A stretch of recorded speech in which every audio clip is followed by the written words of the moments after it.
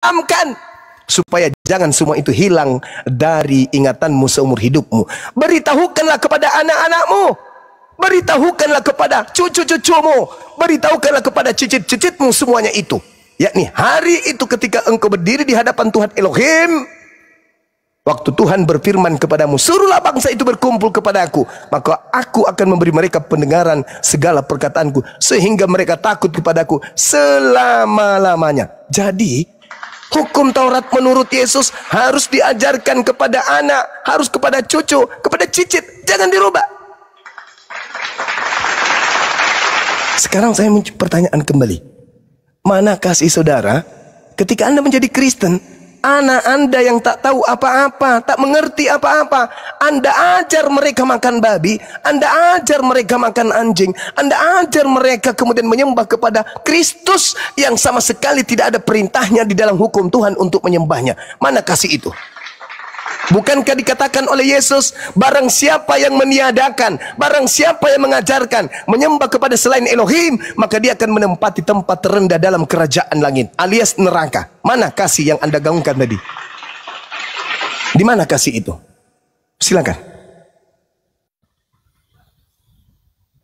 Oke Pak, iya. Ya tadi Pak Suma katakan, ya kami orang Kristen menyembah apa? Menyembah manusia. Kristus, yes. Kristus ya. Atau menyembah berapa? Banyak Allah ya. Allah lain tadi. Ya. Nah saya Pak, sebagai orang Kristen, kalau saya menyembah banyak Tuhan atau lebih dari satu, ya saya tidak akan menjadi Kristen Pak. Tetapi dasar keyakinan saya menyembah hanya satu Allah, yang Esa, yang telah menyatakan firman-Nya menjadi daging, yaitu Yesus adalah Tuhan.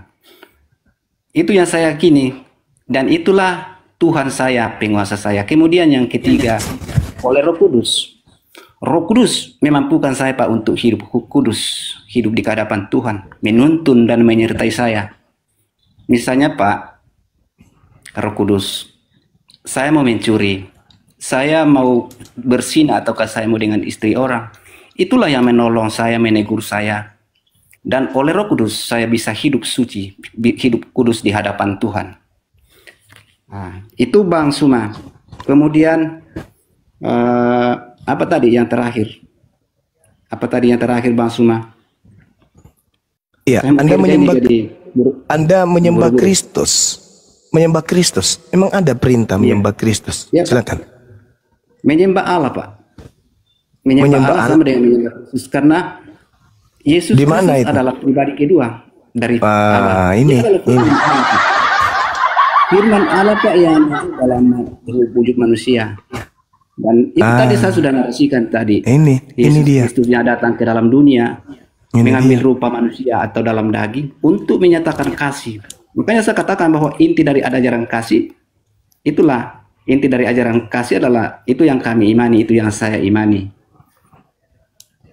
Dia mengorbankan dirinya, Pak. Tidak ada manusia yang mengorbankan dirinya bahkan mati di atas kayu salib hanya karena kasih. Masuk Pak Eko, beninglah. Terima kasih Pak Suma. Shalom Pak Suma. Saya mau turun, saya mau kerja Pak. Shalom. Oh iya, silakan. Ya, Bang Tom, sebelum turun saya mau tanya Bang Tom, boleh Bang Tom saya mau tanya? Oh, udah turun. Al-Quran menjelaskan kepada kita. Billahi minasyaitonir rajim. Ya'iduhum wa yumannihim wa ma ya'iduhum syaitan illa gurura. Setan itu yang memberikan janji-janji kepada orang-orang kafir, dan setan itu yang membangkitkan angan-angan kosong orang-orang kafir, padahal setan itu hanya menjanjikan tipuan belaka kepada mereka. Coba kita dengarkan ucapan tadi saudara kita yang tadi itu. Ngeri kali. Coba berbicara mengenai kasih. Apa yang dihantamkan kemudian argumentasi terakhir? Elohim, Tuhan turun menjadi manusia untuk menjadi korban penebus dosa manusia, dengan kasihnya dia korbankan. Apa ini? Mau bahas apa ini? Sedikit aja mau dibahas. Cuman maksudnya ini sedikit habis nanya lari gitu bukan? Iya, terserahlah kalau mau kamu narasikan lari atau gimana. Jadi gimana dong? Belum. Kita diskusi, kasih waktu 1 jam lah minimal gitu. Iya, si Blender udah duluan lari gimana itu? Nggak ada kata lari di Islam itu, bagi kafir nggak ada. Iya, saya mau nanya ini. Silakan. Kebetulan kan kemarin saya nggak lihat debat kamu dengan bom. Siap. Cuman dari berbagai pembicaraan orang, Iya. saya itu mendapat kesimpulan tentang apa yang mereka bicarakan, kan gitu. Iya. Apa itu, Bang? Saya bertanya ini mengenai kapasitas dan legal standing kamu itu. Mempertanyakan Kristen dalam mengadopsi kitab Taurat. Bukan mengadopsi, mencuri. Diperbaiki bahasanya, Bang. Dilurusin, jangan dipretelin bahasa yang tidak cocok, yang pas. Iya. Mencuri kitab Yahudi dijadikan sebagai kitab di dalam agamanya. Itu yang betul. Karena itu adalah hak milik kepunyaan Yahudi. Ulangan 33 nomor 4. Itu adalah hak milik kepunyaan Bani Yakub. Kalau ada yang punya hak lalu menggunakannya, berarti itu bukan hak. Dan kalau diambil secara tidak sah, itu namanya mencuri. Saya biasa menyebutnya kitab Spanyol, kitab separuh nyolong. Silakan.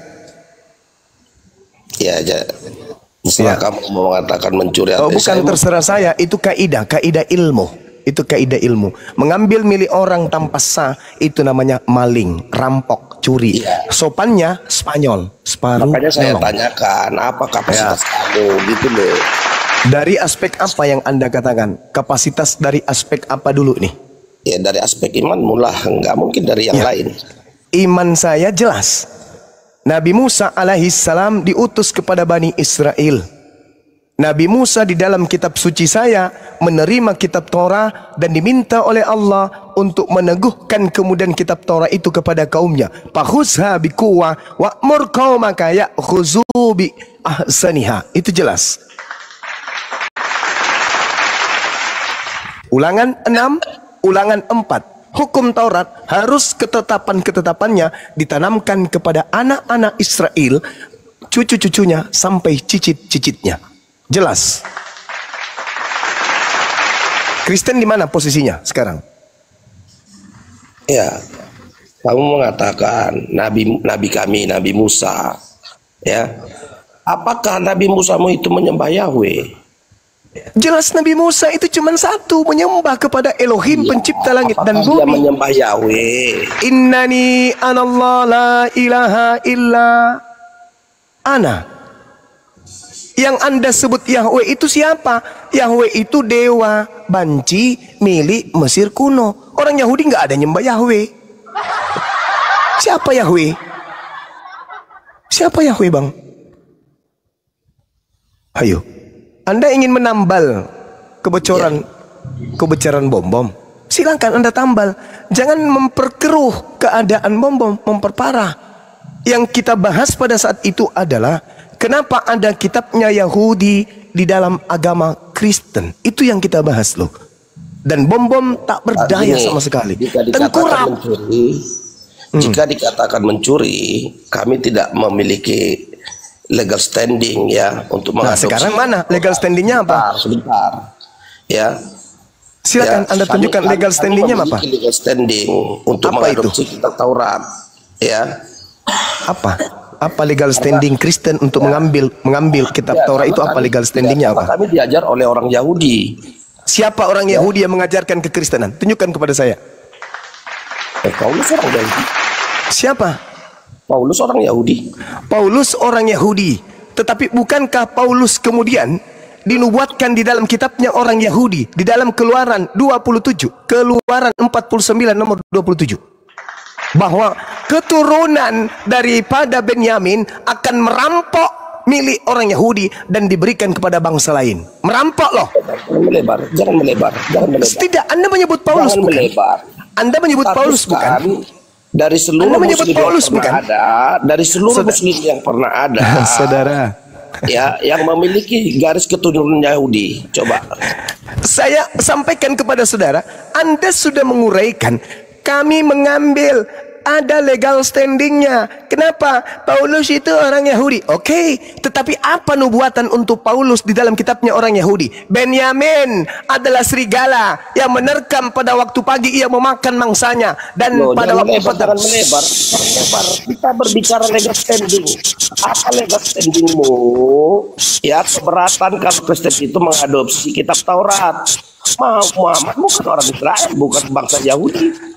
Coba kamu tegaskan dulu legal standingmu apa gitu loh. Saudara, Islam itu Islam itu saudara, Al-Quran itu saudara, seibarat ada kejadian di luar negeri, lalu kemudian diberitakan di koran yang ada di Indonesia. Bukan mengambil kejadian dan mengaku-ngaku bahwa kejadian itu adalah milik orang yang menulis ulang, enggak. Cuman diceritakan, dinarasikan kembali. Dulu ada kitab diberikan kepada Nabi Musa. Itu di Islam. Kalau di Kristen tidak. Kitab yang diberikan kepada Nabi Musa adalah kitabnya Kristen juga. Nah, ini masalah. Anda kemudian menjilat. Blub. Paulus orang Yahudi kata Anda. Oke. Kalau Anda menjadikan Paulus sebagai jembatan, tak ajarin sekalian biar Anda paham. Kejadian 49 nomor 27. Benyamin kakeknya Paulus adalah seperti serigala yang menerkam. Pada waktu pagi serigala ini memakan mangsanya, dan pada waktu petang serigala ini membagi-bagikan hasil rampasannya. Sampai sini paham? Sampai sini paham? Filipi 3 nomor 5, Paulus mengaku dari keturunan Benyamin. Paham enggak sampai sini? Jadi harusnya Anda menjawab, kami menggunakan kitab Taurat karena hasil rampasan. Dari siapa? Dari serigala. Siapa serigalanya? Keturunan Benyamin. Siapa namanya? Paulus. Selesai. Saya butuh Kristen yang berilmu untuk ini. Paham sampai sini? Lebar kemana-mana cuma. Saya tidak melebar kemana-mana. Iya. Legal standing yang Anda uraikan adalah Paulus, bukan kawan. Legal standing Arab apa? Legal standing Arab. Arab tidak mengambil kitab Taurat. Loh, tidak mengambil kitab Taurat. Apa sih Taurat? Gimana sih? Astaghfirullahaladzim, ya Allah ya Karim. Masya Allah. Kena Bang Juma. Aduh. Iya. Lalu aja begitu. Legal. Jangan naik kalau mau nge-report Bang. Tuh, udah. Ya jangan ada meripot dong di bawah. Udah tahu kalah nge-report. Aduh kalian ini kenapa sih takut dia kali? Dia tidak menjawab gitu loh. Dia tidak menjawab. Legal standingnya apa? Jawab apa? Tidak menjawab. Kaunya aja yang on. Ya. Kenapa sih? Ya, udah masih ada, lanjut. Boleh bertanya legal standing kalau Al-Quran mengambil kitab Taurat. Al-Quran cuman mengatakan, A'udzubillahi minasyaitonirrajim. Wa min qablihi kitabu Musa imama wa rahmah wa hasa kitabu musaddiqul lisanan arabiyyah liyunziral ladina zalamu wa busyra lil muhsinin. Al-Quran ini sebelum Al-Quran ini telah ada kitab Musa sebagai petunjuk dan rahmat bagi Bani Israel, dan Al-Quran ini adalah kitab yang membenarkan, bukan kitab yang mengambil, tapi membenarkan. Kau nggak ngerti apa yang ditanyakan. Legal standingmu itu apa? Hak gugatmu itu apa? Kau bukan orang Yahudi. Nabimu bukan orang Yahudi. Saudara, temanya yang terjadi pada saat itu dengan sendirinya dipilih oleh wakil Kristen. Siapa yang mencuri kitab Taurat? Pertanyaan saya, di Al-Quran itu adakah kemudian kitab Taurat menempel terjemahannya? Tak ada. Di kitab Kristen, adakah kitab Taurat menempel? Ada. Maka muncul pertanyaan, apa legal standingnya Kristen mengambil kitabnya Yahudi? Itu yang mesti kamu jawab. Saya sudah menjawab tadi. Apa jawaban saudara? Kami adalah Paulus. Legal standing Paulus apa? ini siapa? Paulus ini siapa? Legal standing apa? Itu dulu. Loh, kok jadi legal standing? Emang saya ngambil kitab Taurat? Iya. Mana kitab Taurat dalam Al-Quran? Mana? Cerita Musa. Tunjukkan. Itu kan Taurat, diceritakan. Zabur, dan Injil. Astagfirullahaladzim, ya Allah ya Karim. Kalau seorang beli mobil, terus kemudian saya menceritakan mobil itu, apakah itu sama dengan saya mengambil mobilnya? Kuclu. Mabok sampean ini. Berarti Tuhanmu bukan Tuhan di dalam kitab Taurat. Tak urusan. Yang menjadi permasalahan sekarang ini, apa haknya Kristen mengambil kitabnya orang Yahudi? Sekarang begini, jika sudah ada pengakuanmu bahwa Tuhanmu bukanlah Tuhan yang ada di dalam kitab Taurat, maka saya tidak mempertanyakan lagi, gitu loh. Nah, inilah Kristen. Padahal saya tadi sudah membacakan dalil dalam Kamu sudah Al-Quran. mengakui barusan. Kaumnya Paulus inilah kayak ini. Kalau kaumnya Paulus berbicara pengikut Kristus, nah kayak gini. Pengikut Kristus, pengikut penyesatnya kayak gini. Tadi saya membacakan ayat, wa katabna lahu fil alwah min kulli syai' mau'idatan wa tafsila likulli syai' fahusha biquwa wa'mur qaumaka ya'khuzu bi ahsaniha. Itu artinya apa? Allah Tuhanku berfirman kepada Nabi Muhammad bahwa dulu dia pernah berfirman kepada Nabi Musa. Orang berakal akan nangkap ternyata Allah Tuhannya Nabi Musa dan Tuhannya Nabi Muhammad. Bagi orang yang berakal, tapi bagi orang botol, pengikut Kristus kayak ini, kayak ente.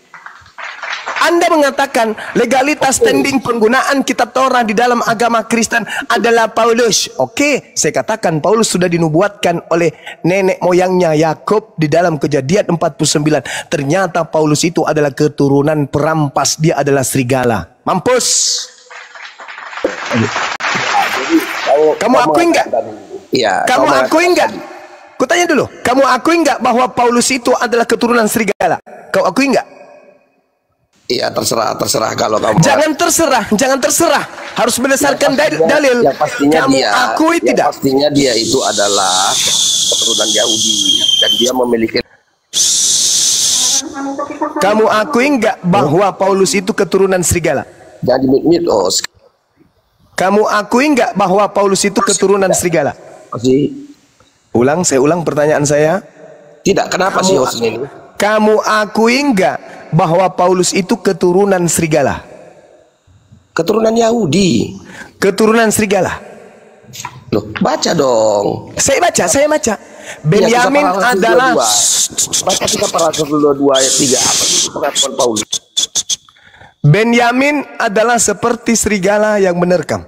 Kamu akui enggak kalau Benyamin ini dinubuatkan oleh ayahnya sendiri Yakub kalau dia seperti serigala? Kamu akui?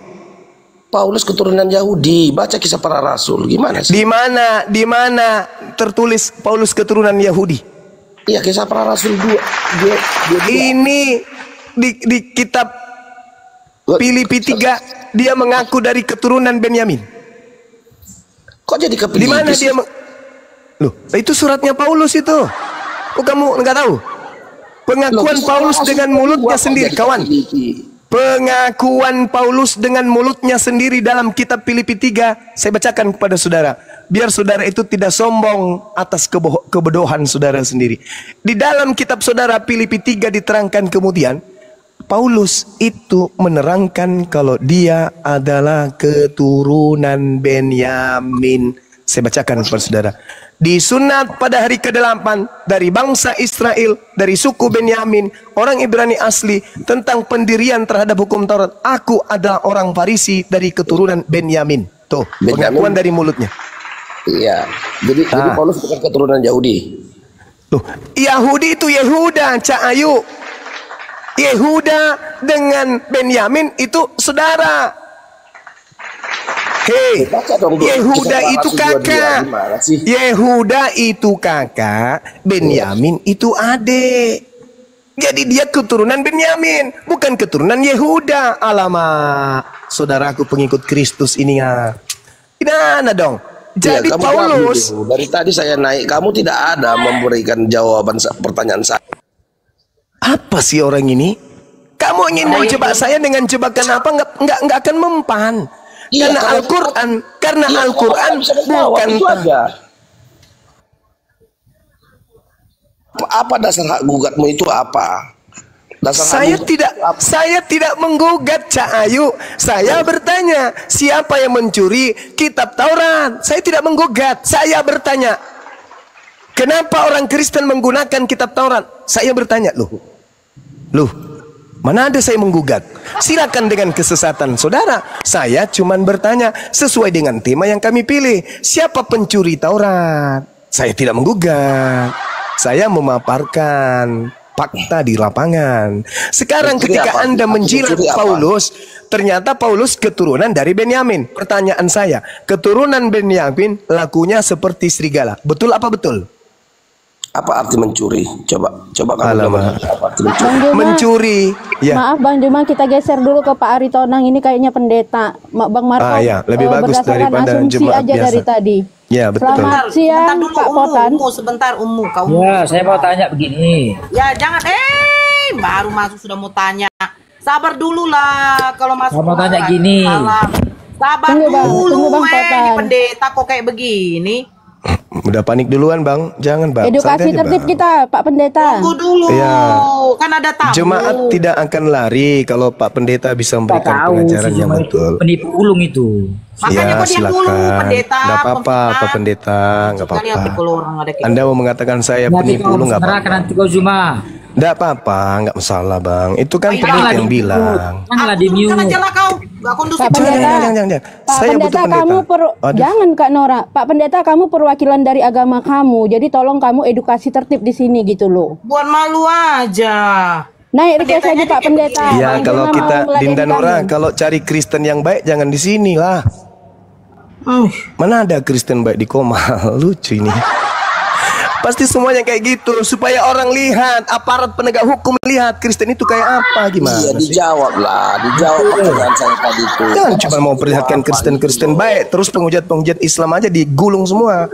Biarkan mereka perlihatkan Kristen yang sebenarnya itu kayak gini loh. Penipu. Nah, silakan. Coba kamu tunjukkan sebagai pendeta apa yang saya tipu. Silakan. Kalau saya tahu nih, kamu mengatakan anak Maria itu Tuhan, itu adalah penipuan. Sekarang kau tunjukkan penipuan saya, silakan. Silakan kau tunjukkan satu penipuan yang telah aku lakukan kepada kalian. Silakan. Banyak kali penipuan. Satu aja. Satu. Banyak kali. Satu aja.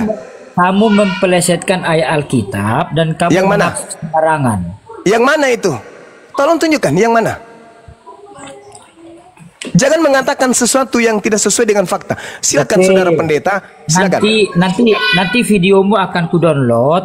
Oh, kok jadi kayak gitu? Kirim kepadamu. Kok jadi kayak gitu? Jejak digitalnya ada loh. Kalau itu penipu. Ketika Sekarang saudara kamu menuduh, ketika saudara menuduh seseorang melakukan sesuatu perbuatan, Anda harus membuktikan saat itu juga. Silakan. Iya. nanti Kalau ya. saya mengatakan, pendeta itu adalah penyesat dan pembohong, penipu, saya bisa buktikan hari ini juga. Mau saya buktikan kalau pendeta itu adalah penipu? Mau saya buktikan? Jawab dulu pertanyaanku. Saya buktikan.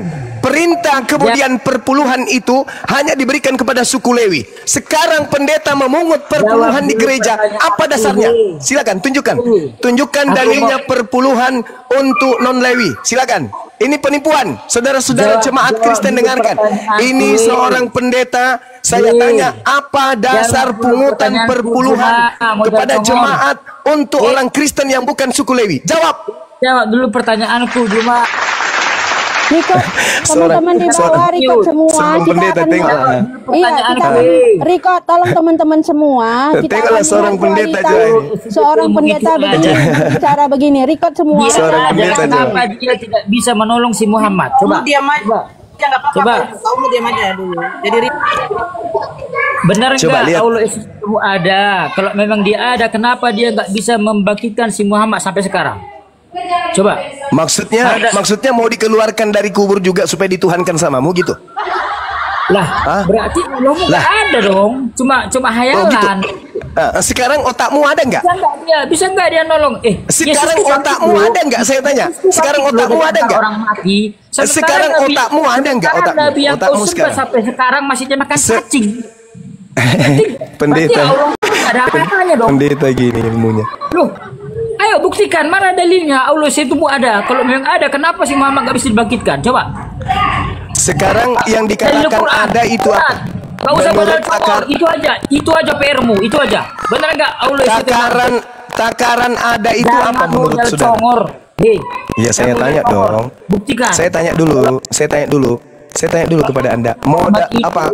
kesayangan Allah SWT. Kenapa nggak dibangkitkan? Coba, kenapa dia Untuk dimakan apa? cacing? Untuk apa dibangkitkan? Untuk Kenapa apa? kamu Untuk apa? menyembah yang mati?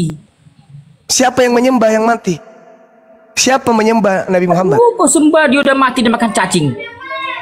Ini pendeta, kelas pendeta kayak gini coba. Loh, Coba mikir. lihatlah Pak Polisi, lihatlah ini nih. Ini pendeta loh. Si Pak Lihat. Polisi, jawablah, jawab. Dia menuduh Benar nggak umat ada Islam Allah menyembah ada? Kalau orang memang mati. ada, kenapa dia nggak bisa membangkitkan seorang si pendeta Muhammad? coba. Ini Hei, kelakuannya nih. Juma, Coba penipu ulung. Hei, jangan ikut Coba. sogormu. Baslah Coba, kitabmu ini. Kau Islam tapi Alkitab apa kau bahas? Pak Pendeta. Coba lihat. Itu Coba aja lihat. Kesurupan dia. pertanyaanku. Allah SWT-mu ada nggak? Tuhan pencipta langit dan bumi Dia itu nggak nanti bisa membangkitkan si Muhammad. Kenapa? Kenapa sampai sekarang dimakan cacing? Bisa ndak Anda berdiskusi baik-baik? Boleh nggak? Kita berdiskusi baik-baik, boleh nggak? Samamu itu aja PR. Iya. Boleh nggak saya menjawab pertanyaan saudara? Kalau memang Muhammad nggak bisa Astagfirullahaladzim. ya, Boleh nggak saya menjawab? jangan mati nggak. Nah ini kesurupan dia ini. Nggak bisa lagi bang. Nggak Dia bisa lagi bang. Sebenarnya akhir Zuma. Ada secara Sebenarnya Nabi Muhammad pun akan dibangkitkan kok. Semua orang nabi-nabi dari Adam Iya. sampai nanti Betul, akan betul. bangkit. Jadi Nabi Muhammad pun akan bangkit gitu. Nggak kesurupan dia. Al-Quran saya menerangkan kemudian wala tahsabanna alladziina qutilu fi sabilillah amwata bal ahya'un inda rabbihim yurzaqun. Masalahnya kamu nggak mau diskusi baik-baik. Kamu nggak mau diskusi baik-baik. Kutanya dulu samamu. dalilnya di forum. Nggak bisa dia diajak bicara soalnya. Nggak bisa Nggak bisa diskusi. bang. Diturunkan aja bang. Nggak bisa. Iya udah turunin. Mana dalil? Anda turun di bawah. Ya Anda. Ya. Saya maklumi, saya pahami. Saya sangat maklum atas kekalahan agama kalian terhadap seorang Bang Suma. Karena dengan kalahnya bom-bom itu sama dengan mengalahkan Kristen sedunia. Kenapa? Karena ini berbicara mengenai legalitas standing sebuah kitab digunakan sebuah agama. Ingat ya, ingat nih, di dalam kitab saudara, di situ dikatakan Yesus bertemu dengan Musa dan Elia. Ya, di mana tertulis Yesus bertemu Musa dan Elia? Itu di dalam kitab saudara sendiri menerangkan bahwasanya di dalam pengajaran orang-orang Kristen, Yesus pernah kemudian naik ke gunung di dalam Matius 17, di dalam Markus 9. Di situ dia kemudian bertemu dengan Musa dan juga bertemu dengan Elia. Sedangkan di dalam Ulangan 33 nomor 4, Ulangan 34, diterangkan di dalam kitabnya orang Yahudi yang terjemahannya digunakan kemudian oleh Kristen tanpa malu-malu. Di situ dikatakan bahwa Nabi Musa dikubur. Tapi kok bisa ketemu dengan Yesus? Berarti benarlah Al-Quran yang mengatakan wala tahsabanna alladziina qutilu fi sabilillah amwata bal ahya inda rabbihim yurzaqun. Jangan sekali-kali kamu mengira bahwa orang-orang yang mati gugur di jalan Allah itu mati. Jangan. Sebenarnya mereka itu hidup di sisi Tuhannya dan mendapatkan rezeki. Ini Al-Quran yang mengatakan. Dibenarkan pula tuh Yesus bertemu dengan Nabi Musa. Padahal Nabi Musa sudah mati. Kok bisa ketemu?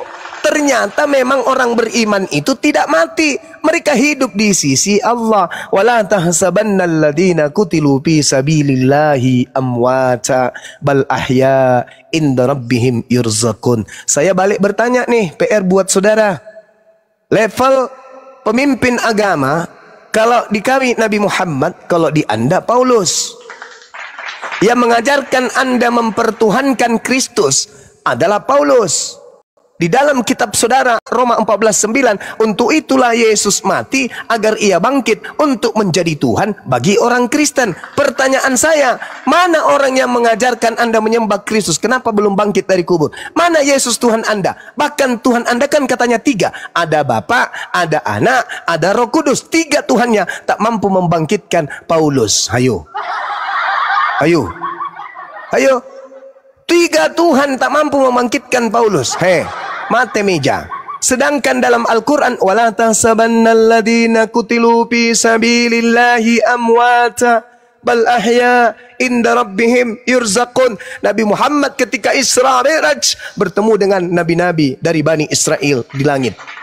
Ayo, benar Al-Quran saya. Dan kitabmu ikut juga plagiat. Yesus membawa Yohanes bersama dengan Yakobus naik ke gunung yang tinggi. Lalu Yesus merubah wajah. Di sana dia berbicara dengan Musa dan berbicara dengan Elia Cahayu di atas gunung. Menurut kitab Markus Matius 17, Yesus naik ke atas gunung yang tinggi bersama Yakobus, Petrus dan Yohanes. Di sana kemudian mereka bertemu dengan Nabi Musa. Berarti Nabi Musa ada di atas gunung bersama Elia. Teng teng teng teng teng. Apanya? Mau menjatuhkan marwah Islam tak bisa Anda. Ada yang paham Bibal di sini. Anda mau kemana perginya? Ya. Tapi saya maklum kalau pendeta udah depresi, udah stres kayak begitu maklum karena gara-gara Pak Bom Bom. Pak Bom Bom salah sih. Kenapa pilih itu temanya? Siapa pencuri kitab Torah? Mampuslah pendeta pada kelonjotan semua, marah, emosi. Bang Suma jadi sasaran. Alamak. Lanjut teman-teman. Lanjut. Tadi emosinya itu pendeta tadi gara-gara perpuluhan. Kalau Aki Zuma bilang perpuluhan ya mereka bisa nggak dapat gaji lah. Karena tidak ada legal standing untuk perpuluhan bagi non Lewi. Makoni rokapang di. Boleh saya nambahin sedikit, Gurunda? Ya, silakan, Bunda. Dampak dari perdebatan kemarin itu besar sekali loh. Mereka tidak selesai-selesai. Tadi pagi ada pendeta Esra. Esra maju, Esra hadapi saya, Esra. Kau jangan di kandang aja terus kau. Memperbesarkan perut. Hadapi saya dong, jangan kabur. Udah 2 kali kau kabur dari saya, Esra suruh. Suara Gurunda diputar, terus dia menjawab. Saya bilang, apa katanya? Saya terpaksa ngomong. Iya, dia bilang ini si Bang Zuma tuh begini-begini. Saya cuma jawab di bawah BS. Saya nggak berani nyebut artinya kan, nggak enak gitu loh. Pokoknya BS saya bilang itu. Jadi saya ikut panas juga karena dia coba memutarbalikkan gitu loh.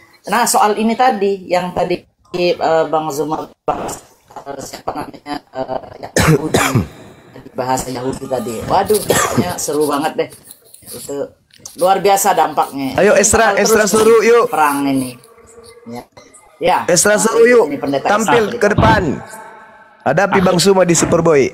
Ya, Aki Zuma tadi bicara soal Paulus bukan Yahudi, betul itu karena dia suku Benyamin. Nah, ada Bang Zuma. Ada 12 emblem ya. Ada 12 emblem suku-suku Yehuda itu digambarkan seperti singa, Naftali seperti kijang, kuda. Iya, Paulus seperti serigala. Ada gambarnya itu, betul. Bang Zuma. Harus belajar memang pendeta-pendeta ini. Ada rusa. Jadi perpuluhan itu dari mana Bang Zuma? Suku Lewi. Itu untuk saudara-saudara kita suku Lewi. 10% yang diterapkan di gereja ini? Tadi atau suku cadang kali nggak ngerti lah aku. Jadi Bang Zuma saya cut sedikit. Si pendeta Esra tadi menyatakan bahwa Paulus itu memang dari Ibrahim siapa tadi? Dari Benyamin. Ternyata Benyamin itu penjahat kan? Nah, itu dia kena sendiri tuh. Ini pasti pada nonton nih sekarang ini. Itu. Jadi setidak-banyaknya saya juga belajar ketika kemudian Nabi Yakub alaihi salam memanggil anak-anaknya. Anakku, datanglah berkumpul, supaya ku beritahukan kepadamu apa yang akan kamu alami di kemudian hari. Maka berhimpunlah kemudian anak-anak Nabi Yakub.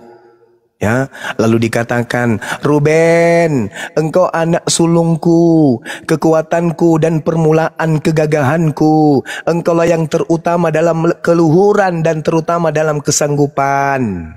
Engkau yang membual sebagai air, tidak lagi engkau yang terutama, sebab engkau telah menaiki tempat tidur ayahmu. Diceritakan semuanya itu. Tapi benar tidaknya wallahu alam, karena ini hanya kitab yang nebeng terbang ke Indonesia melalui mimbar gereja.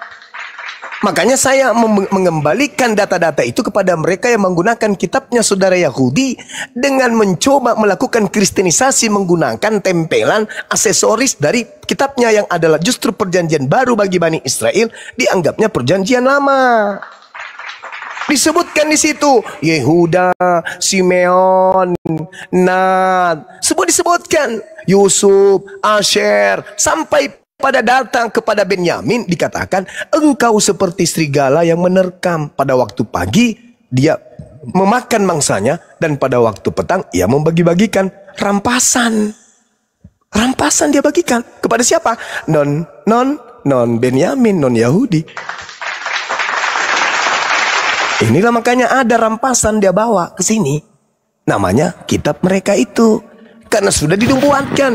Yang menjawab kitabnya sendiri, Filipi 3 nomor 5. Dia mengatakan, aku dari keturunan Benyamin. Udah selesai, kelar perkara. Pendeta historis se-Indonesia, mati media. Bagaimana ini teman-teman?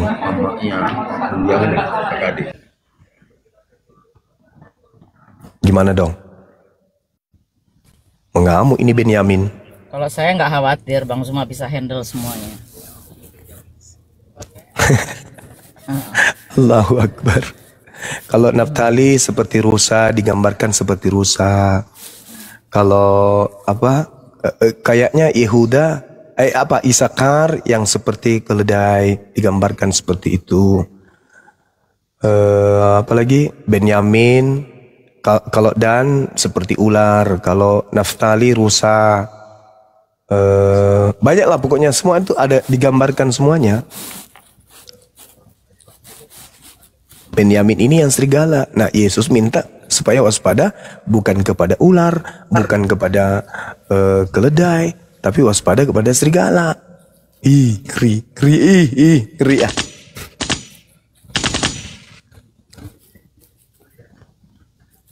Satu pertanyaan Bang Zuma, boleh Bang?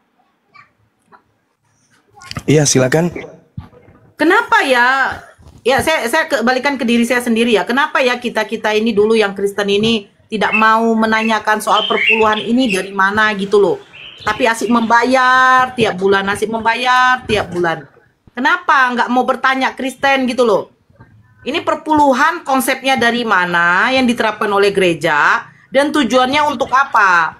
Kenapa nggak ditransparankan gitu loh? Yo, ini untuk ini untuk itu. Kalau dikatakan untuk pembangunan gereja, apakah tiap hari gereja rusak? Terus kolekte yang tiap minggu itu kemana? Kan begitu ya Bang? Ini kalau ini itu yang punya hak jawab itu Ahi Billy, saudara kita dari Yudaism, praktis Yudaism.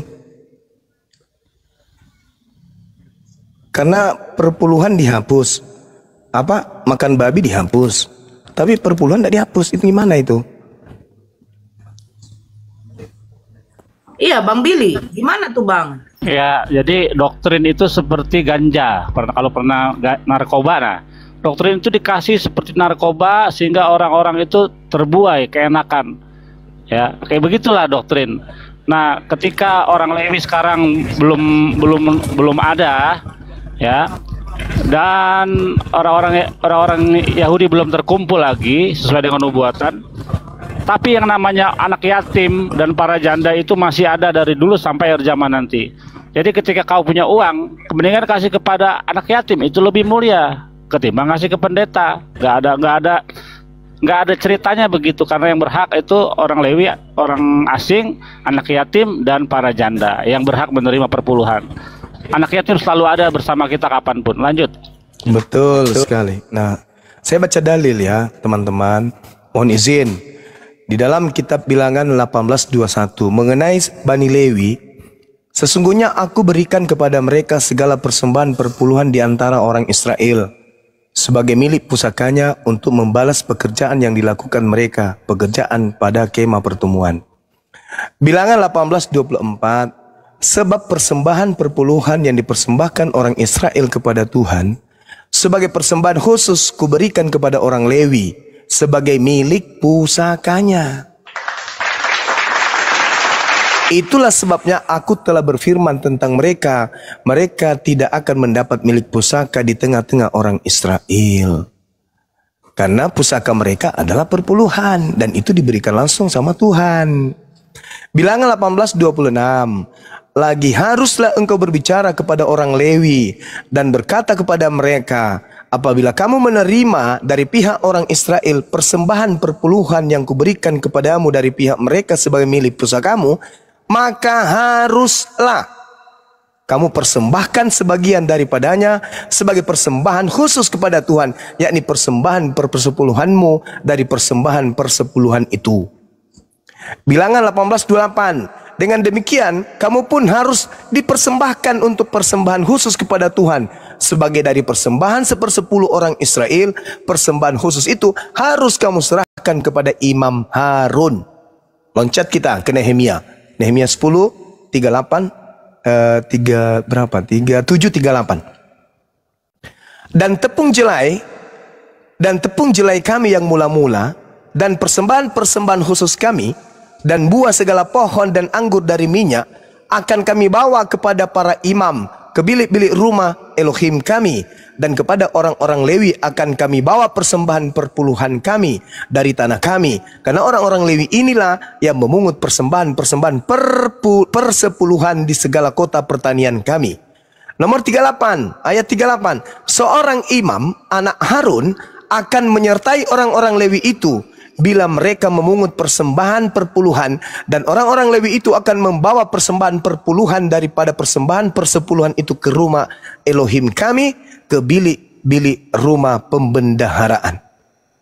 Jadi Ulangan 26 nomor 12, orang Yahudi harus nyetor pada tahun ketiga kepada orang asing. Itu orang Yahudi yang harus menyetor kepada orang asing pada tiap-tiap tahun ketiga. Kemudian gini, saya melihat ada hal yang harusnya dijadikan sebagai rujukan oleh pendeta, seperti misalnya dalam 2 Korintus 11 nomor 8. Jemaat-jemaat lain telah kurampok dengan menerima tunjangan dari mereka supaya aku dapat melayani kamu. Jadi situ ada kata sulau dalam bahasa Yunani.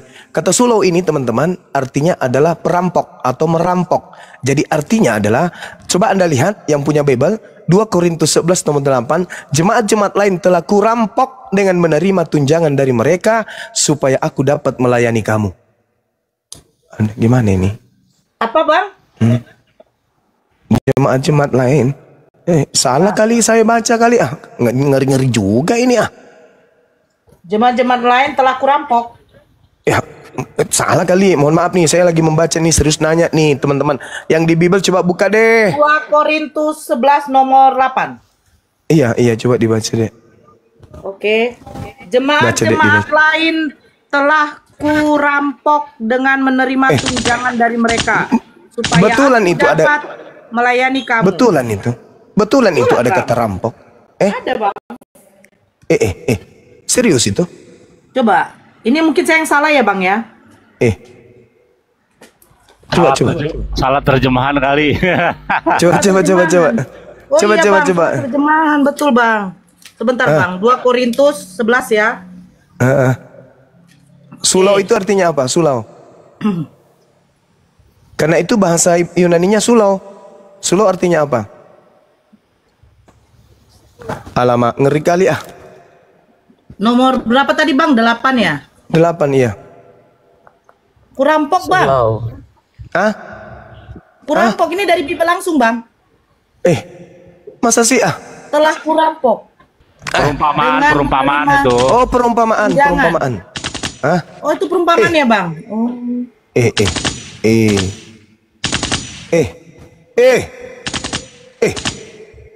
Mati meja.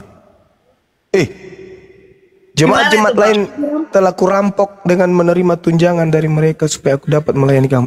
Jadi melayani orang di sini dari hasil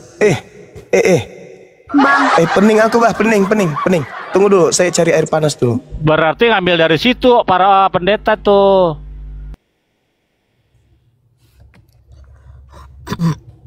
Cuma kemana?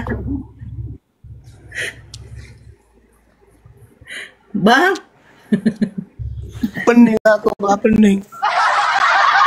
Ini Bang, apa tadi, Bang? Rampok ya? Pening. Apa? Ini artinya apa? Sulau, Bang. Benerlah sulau tadi ku bilang kan.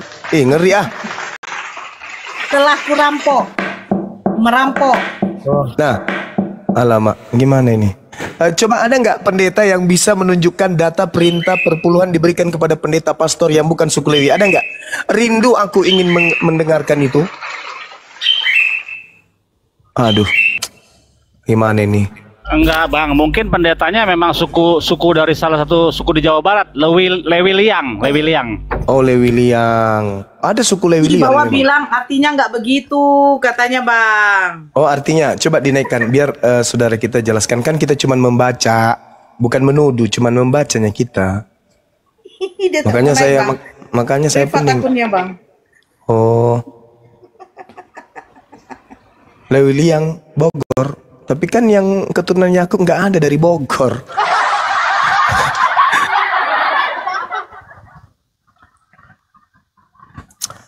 Pening aku, benar lah. Katanya, Bang. Kok salah baca? Itu udah dari kitab mereka sendiri ku baca loh, Bang. Cuman itu dia. Gak tau lah. Berat langsung kepala aku ini. Nanti abang di framing lagi, digoreng, katanya abang kena santet. Jago santet berarti mereka. Karena yang santet saya nggak mungkin saudara sendiri. Pasti yang benci dengan Bang Zuma. Siapa yang benci? Ayo. Bodoh. Nah itu, Bang. Saya bilang gini, Bang Zuma manusia biasa. Ada yang benci sama beliau, disantet, itu wajar. Ini ada Tuhan yang koid di kayu salib, itu tidak wajar. Mana ada? Mana ada? Ada yang santet, cuman ditombak.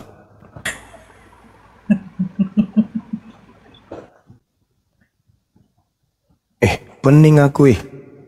Aku merampok jemaat lain untuk kupakai mengajar di kamu. Parah kali ini, Bah. Mandi dulu Mungkin tahu nih jawabannya. Oh iya, Bunda Rahma mungkin tahu. Silakan, Bun. Kan jangan ditambahi kata botak, Bunda. Selalu pakai tambah kata botak kalau beliau ngomong. Silakan, Bun. Bunda. Ya, tidur juga pusing kepalanya kali. Boleh saya tanya sedikit sama Bang Billy, Bang? Bang Bill? Ya, saya dengar. Ya. Nah, yang saya baca, yang Bang Zuma kasih data yang Yohanes 11 nomor 45 itu Bang Zuma kalau tahu ya, Bang. Yang menginginkan menubuatkan Yesus mati itu kan adalah para imam-imam besar. Nah, di situ kan mereka mau merayakan hari Paskah. Betul ya, Bang Billy? Nah, Hari Raya Paskah ini kan sebenarnya itu adalah pesta. Betul tidak? Ini sekali lagi ya. Jadi Pesach dalam arti dari bahasa aslinya Pesach ya. Pesach itu artinya Passover. Jadi melewati. Apa yang dilewati ketika Maschid ya, malaikat maut itu mengambil nyawa daripada anak-anak sulung ya, orang Mesir. Nah, rumah-rumah yang dikasih tanda di palang pintunya dengan darah domba itu dilewatin oleh malaikat Maschid. Jadi makna arti Pesach yang sebenarnya ialah melewati, di mana Tuhan dalam hal ini mengirim malaikat maut untuk melewati rumah-rumah orang Yahudi sehingga tidak diambil nyawa anak-anak sulung. Itu maksud daripada arti Pesak sebenarnya. Bukan, gak ada hubungannya dengan kematian Yesus, nggak ada hubungannya. Tapi maknanya diambil, diganti dengan makna baru. Begitu selalu model-model Kristen mengambil kitab Yahudi, Yesaya 7 misalnya, diambil maknanya, dikeluarkan maknanya, diganti dengan makna baru kepada Yesus. Begitu, lanjut. Nah, jadi itu kemarin diskusinya kan, temanya Paskah itu dirayakan oleh orang Yahudi, dikatakan di dalam Yohanes 11 itu adalah pesta. Kan begitu. Nah, sementara Paskah yang di Kristen ini kenapa diambil, dikutip dari mana? Sementara Paskah ini ternyata sudah diadakan oleh orang Yahudi pada waktu itu. Terus Kristen ini Paskahnya dari mana? Betul, makanya kan dipertanyakan, minumlah darahku dan makanlah tubuhku, itu nggak ada di dalam ajaran Musa. Adanya di ajaran para berhala zaman dulu, ya. Dewa-dewa siapa tuh Akizuma? Aku lupa dewa-dewanya. Kalau itu biasanya Bang Zidul yang tahu. Dewa Malak. Nah, Mitras, dewa Mitras tuh begitu. Persis. Jadi minumlah darahku dan makanlah tubuhku, dilambangkan dalam roti dan anggur. Itu mereka nggak bisa jawab kok sampai sekarang dari mana ajaran itu. Nah, itu maksudnya Bang Billy. Jadi, tradisi Paskah yang dilaksanakan oleh orang Kristen, yang hari Jumatnya adalah Jumat berkabung, hari Minggunya hari raya Paskah, merayakan juga kebangkitannya Yesus. Nah, ini mereka nih ngambil tradisi ini dari mana? Kalau dari orang Yahudi, otomatis sudah bertentangan. Karena orang Yahudi tidak meyakini bahwa Paskah itu adalah hari kematian. Iya, betul. Ya, itu. Kan artinya kan dalam bahasa Inggris kan pass over, melewati. Apa yang dilewati? Yang dilewati oleh malaikat maut ialah rumah-rumah orang Yahudi, nggak diambil anak sulungnya, tapi anak sulung orang-orang Mesir dihabisi, diambil nyawanya, termasuk anaknya Firaun. Nah, artinya itu maksud daripada Passover yang sebenarnya. Nggak ada hubungannya dengan kematian, betul, kematian juru selamat atau kematian Tuhan, nggak ada. Berarti Bang Billy bisa dong kita katakan bahwa sebenarnya ajaran-ajaran yang mereka terima seperti merayakan hari raya Paskah, Paskah mereka berbeda dengan Paskahnya orang Yahudi. Ini ajaran dari mana? Kita tidak tahu. Karena Yesus tidak pernah mengajarkan hari raya Paskah itu adalah hari raya kematian dia. Inilah darahku, makanlah roti ini melambangkan dagingku, minumlah anggur ini melambangkan. Ternyata sebenarnya tidak ada seperti itu. Kan begitu. Karena tradisi Paskah itu bukan dengan merayakan kematian, ya yang kita tahu kematian Yesus sebagai Tuhan lah di kayu salib, yang katanya untuk penebusan dosa. Jadi ini tradisi dari mana yang mereka ambil? Nah, apakah Kristen mau bertanya kepada pendetanya? Kenapa sih Paskah orang Yahudi dengan Paskah kita ini berbeda? Ini ambilnya dari mana, Pak Pempen gitu loh. Betul, Pokoknya, betul. kan? Itu harus dipertanyakan itu. Dari mana tradisi Yahudi tidak seperti itu, betul-betul itu. Nah, jadi kalau dikatakan mengambil kitab orang Yahudi, mengambil istilah-istilah dari bahasa Arab, tradisi Yahudi diambil, tetapi disalahartikan, malahan melenceng, tidak sesuai. Nah, ini pondasi mereka ini dari mana semua ajaran mereka nih? Nah, itu terjawab juga nanti jadinya di mana? Itu kan ditanya Ya. di dalam Taurat, diperingat, dikasih ingat ya. Nanti kalau anak-anakmu bertanya tentang Pesak ini artinya apa, jawab begini, ada dalam Taurat tuh. Ingatlah bahwa pada waktu itu nyawa anak-anak sulung itu dihabisi, diambil oleh ketika Tuhan melewati pintu-pintu rumah orang Yahudi, tidak datang tulah ke-10 itu.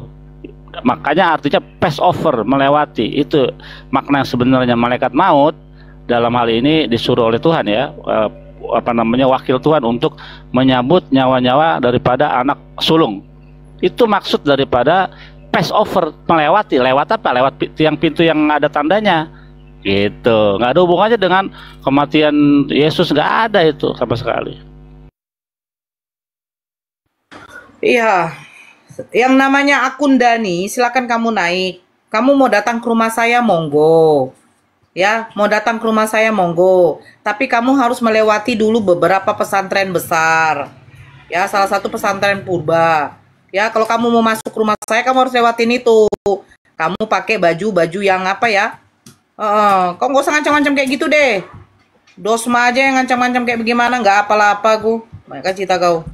Nanti kalau saudara-saudara membaca dalam teks asli, ya bagaimana Tuhan mencabut nyawa anak sulung itu dikatakan situ malak hamaskit dalam teks aslinya.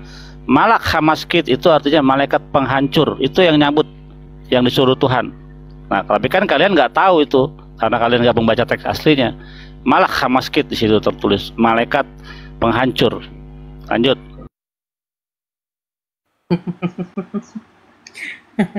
Bang Juma kayaknya lagi mandi beliau karena mau persiapan zuhur. Kristen yang mau naik silahkan. Silahkan Alfa, selamat malam. Alfa, selamat malam. Kok Alfa. malam? Bun. Ya. Kok malam? Di luar Saya di negeri. Amerika, Bun. Saya kan kabur. Kayak si siapa? Si Oke, Metatron. Ya kan? Bikin aku kaget aja kok. Jangan-jangan ini si Bang Nora, si Bunda Nora sudah ada di Amerika lagi. Selamat malam. Kabur ngikutin Saipudin itu. Iya kan? Iya bener. Bertetanggaan. Aku nggak kabur, digoreng kabur, Bunda Mila. Oh gitu. Ya kan? Iya, cuma Ada aja ya ceritanya ya, ada aja ya. Ada aja Bunda. Kacau kali ini Oten. Entah. Bun, disuruh nyari kata-kata apa tadi? Bunda Nora, sulau. Sulau. Sulau. Tadi kata dari Gurunda tadi, sulau itu artinya merampok. Nah itu. Sulau, iya sulau, merampok. Tuh, Bunda Rama mungkin bisa cariin yang lebih lengkap tuh. Ya, Assalamualaikum warahmatullahi wabarakatuh. Ukti dan Gurunda.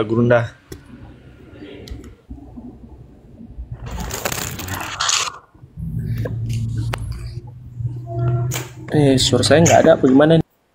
Ada, tap layar ya, Ikhwan Villa, tap layar, biar nggak anjlok ini, biar nggak rungkat.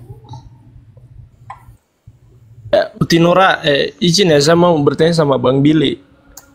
Ya silakan Bang Alfa lah. Alfa, Oke. ya silakan. Ya, selamat siang Bang Billy.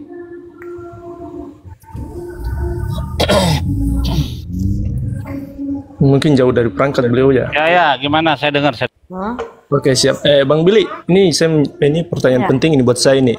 Nah, kan kalau memang Elohim adalah Tuhan yang esa, lalu mengapa di dalam kitabnya Perjanjian Lama itu sering dikatakan Elohim berbentuk jamak?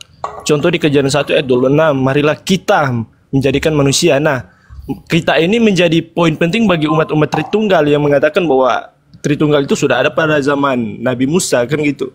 Itu gimana itu Bang Billy? Ya, itu ya, istilahnya jamak keagungan ya di situ. Nah, Nase Adam Betselmeno Khidmotenu di situ merujuk kepada siapa? Kalau kita baca terus ayatnya itu audiensnya para malaikat. Nanti Tuhan perintahkan kepada malaikat suruh menjaga pintu gerbang Eden supaya jangan mereka masuk lagi dan mengambil buah pohon kehidupan. Malaikat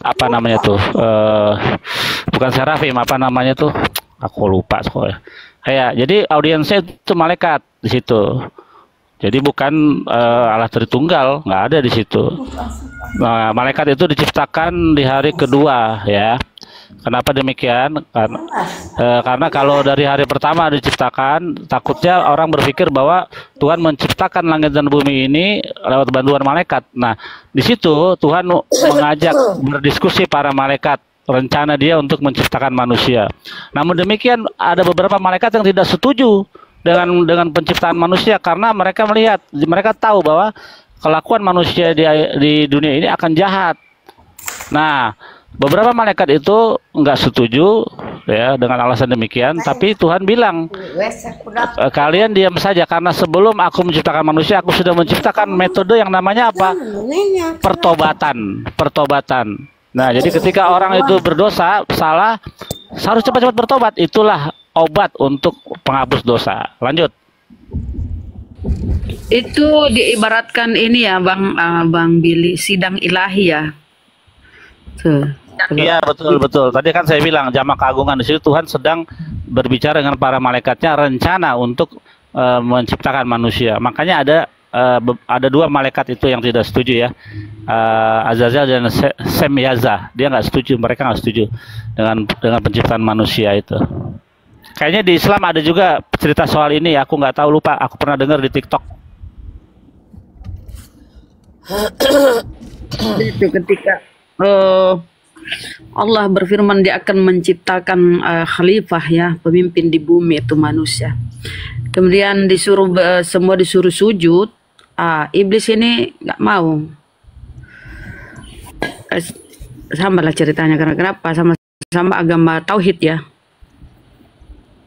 Ya lucu sekali ya, waktu hasatan itu disuruh menghormati Adam, dia nggak mau karena alasannya apa? Saya terbuat dari materi yang lebih hebat daripada Adam. Dia dari tanah, saya dari api. Ngapain saya? Dan saya diciptakan lebih dahulu. Kenapa saya mesti tunduk kepada Adam? Akhirnya Tuhan bilang, oke, kita lihat mana yang lebih pintar, kau, setan atau Adam. Dibawalah sapi dan kerbau. Coba kau namain ini sapi sama kerbau. Setan nggak bisa kasih nama. Terus dikasih, nggak bisa. Setan bingung untuk mengidentifikasi antara sapi dan kerbau. Dibawa lagi kedua, keledai dan kuda. Coba kau kasih namanya, coba. Nggak bisa sih. Lihat bahwa Adam itu lebih pintar darimu, wahai setan. Begitu. Sama di Al-Quran itu ketika Allah mempergunakan kata kami, pengagungan diri. Inna nahnu nazzalnal dzikra wa inna lahu lahafizun. Kami yang menurunkan Al-Quran dan kami pula yang menjaganya. Itu pengagungan diri, bukan berarti kami itu jamak. Sama pemahaman di Judaism ya teman-teman. Pengagungan diri. Tapi kalau kepada penyembahan, ya selalu Allah menggunakan kata aku. Ya, makanya ana fa'budni wa qimis sholata li dzikri. Aku ini Allah, tidak Tuhan selain Allah. Sembahlah aku. Laksanakan sholat untuk mengingatku itu. Samalah pemahamannya. Lanjut. Ya, Bang Alfa. Jadi kalau dibaca terus audiensnya, nanti ada Tuhan berbicara kepada malaikat itu. Malaikat apa sih namanya? Bukan serafim. Yang disuruh menjaga pintu gerbang Eden supaya mereka nggak masuk. Malaikat apa sih namanya? Kerub, ya kerub. Nah, kerub, perlu ditahu ya, kerub itu adalah salah satu jenis atau tingkatan malaikat di antara 10 tingkatan malaikat. Ada Ofanim, Erilim, Kasmalim, Elohim, Bani Elohim, dan termasuknya ada keruvim di situ. Jadi malaikat kayak Mikael, Gabriel, Rafael itu adalah malaikat yang jenisnya Ofanim di ring pertama ya. Jadi malaikat itu memiliki tingkatan dari 1 sampai 10. Yang paling akhir namanya tingkatannya atau jenisnya Ishim namanya. Lanjut. Terima kasih Bang Billy. Ya, terima kasih, itu sangat jelas ya.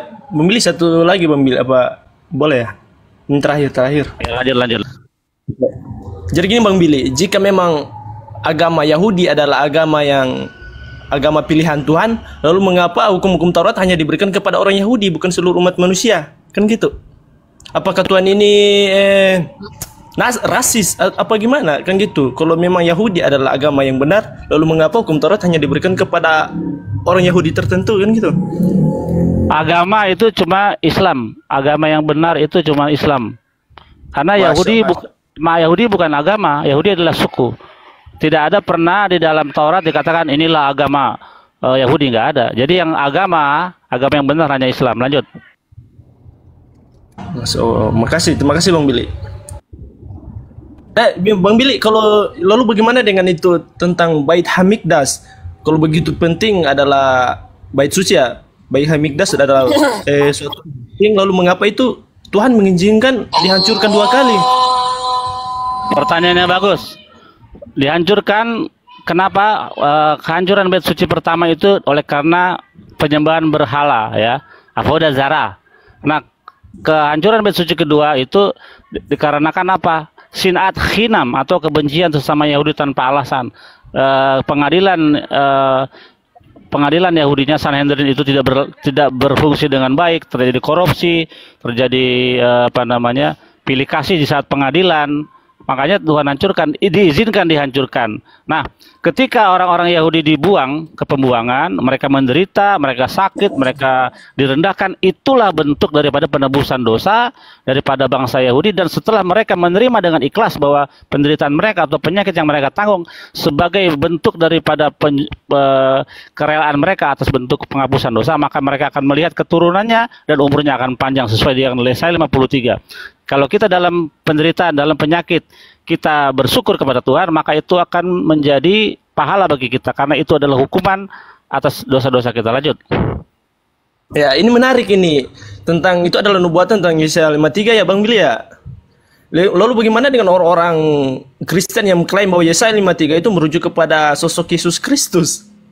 Nggak nyambung, makanya terjadi kesalahan terjemahan. Misalnya Yesaya 53 ayat 5, di situ ada kata mekholal yang artinya menderita. Mereka gantikan dengan tertikam. Ia tertikam oleh karena pemberontakan kita. Ini suatu kejahatan terorganisir atas doktrin yang mereka bangun. Jadi mereka itu membangun doktrin, melencengkan terjemahan supaya masuk dengan doktrin mereka. Karena tidak ada menikam. Karena menikam itu memang kata dakar dalam bahasa Ibrani, bukan mekholel.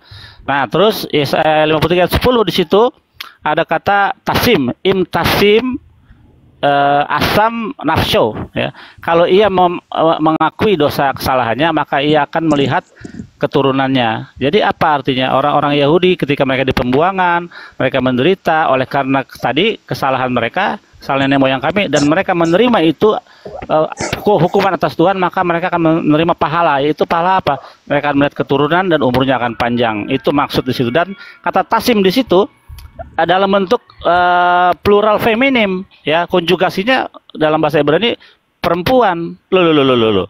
Berarti nggak masuk untuk Yesus. Yesus kan laki-laki. Lanjut. Ya, terima kasih Bang Billy. Syukron, terima kasih. Bang Billy, ya, boleh saya tanya? Amin. Ya, Assalamualaikum warahmatullahi wabarakatuh. Mungkin ada teman-teman yang mau naik. Saya mau nanya Bang Billy dulu. Boleh? Satu pertanyaan. Lanjut. Bang Billy, sebenarnya saya pengen kita bareng-bareng ke Yerusalem, berangkat bareng ke sana. Bezrat Hashem, insya Allah. Ya, jadi Bang Billy saya pengen lihat juga batu ratapan ya, sebelah-sebelahan. Saya nanti ke Aqsa, Bang Billy ke sebelah, nanti kita sama-sama. Nah, cuma pertanyaan saya nih, Bang Billy nih memang dari di Israel itu kan banyak keturunan ya, banyak yang dari luar juga kan, yang dari Polish yang tinggal di sana karena dia beragama Yahudi ya. Nah, Bang Billy itu memang dari keturunan kayak Rabi gitu, yang memang original orang sana, atau karena Bang Billy Yahudi atau apa? Boleh saya tanya itu? Ya, bukan nggak ada keturunan Rabi, tapi ibu saya buyutnya itu dari Yaman ya, Yahudi Yaman gitu. Oke. Jadi di dalam prosesnya itu ibu saya seorang muslimah sampai sekarang, adik saya juga seorang muslimah. Oke. Zaman saya aja yang kembali kepada agama leluhur kami gitu. Tapi bisa bahasa fasih ya, bahasa ini ya, bahasa Ibrani. Bezrat Hashem ani medabe irwit katan. Berarti cocok lah kalau nge-guide saya ini jadi tour guide kan? Kalau ke sana itu biar aman. Bezrat Hashem ya. Oke, insya Allah. Oke, lanjut. Ya, terizin Ukti dan Bang Billy, saya ini coba dibesarkan ini host. Sekalian saya mau ucapkan terima kasih pada Ito Nora dan semua muslim lah ya pada umumnya, dan Ustadz Sugi yang telah mendukung saya. Di sini Tok Nora, saya udah sampai ke tempat yang dijanjikan oleh Bang Sing Allah. Tok Nora, monitor itu Nora. Jauh dari perangkat kayaknya. Oh ya, ya disinilah saya diberikan Ito Nora dan Ustadz Sugi pada saat itu untuk saya bisa berangkat menuju tempat yang dijanjikan oleh Bang Sing Allah. Alhamdulillah, ya itulah bukti Islam, umat yang saling mencintai. Jadi saya sebagai mualaf, inilah tempat yang dijanjikan oleh Singa Allah. Saya diberikan sawah untuk saya bisa mengelolanya, dan ada kebun di sana untuk saya bisa mengelolanya. Alhamdulillah.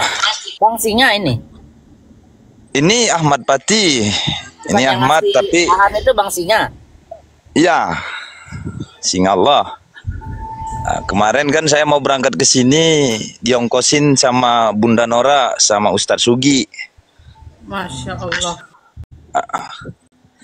Nah, saya- ini bukan, itu si Tanggang bukan? Ini Pasar Ibu toh, Burhutang. Oke. Di daerah mana ini Bang? Di daerah Padang, tapi di daerah apa namanya? Lahan Panjang nama kabupatennya. Apanya daerahnya? Solok. Oh, daerah Solo. Oke. Ya, ini baru 3 hari saya di sini. Ini mengolah ini baru di bedeng. Di Bang apa? Singa yang lagi sakit kan maksudnya kan? Iya.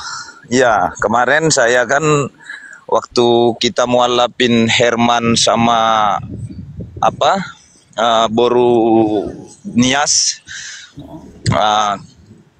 saya bilang di atas Komal, saya lagi nganggur, belum dapat kerja. Lalu Bang Singa Allah menawarkan bila mana mau Ahmad berusaha mandiri, datanglah ke tempat saya, insya Allah ada di sana untuk Ahmad kerjakan, katanya kan. Nah, inilah yang diberikan oleh Singa Allah. Ada nih hampir lebih 1 hektar dengan kebun di sana. Besar ya? Masya Ya. Allah.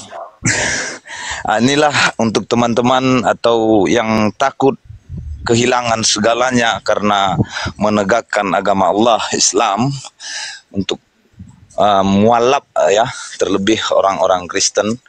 Jangan takut saudaraku, karena Islam diajarkan untuk saling mencintai, untuk minggu-mingguan, nunggu panen Sudah padi. biasa bercocok tanam memang Bang?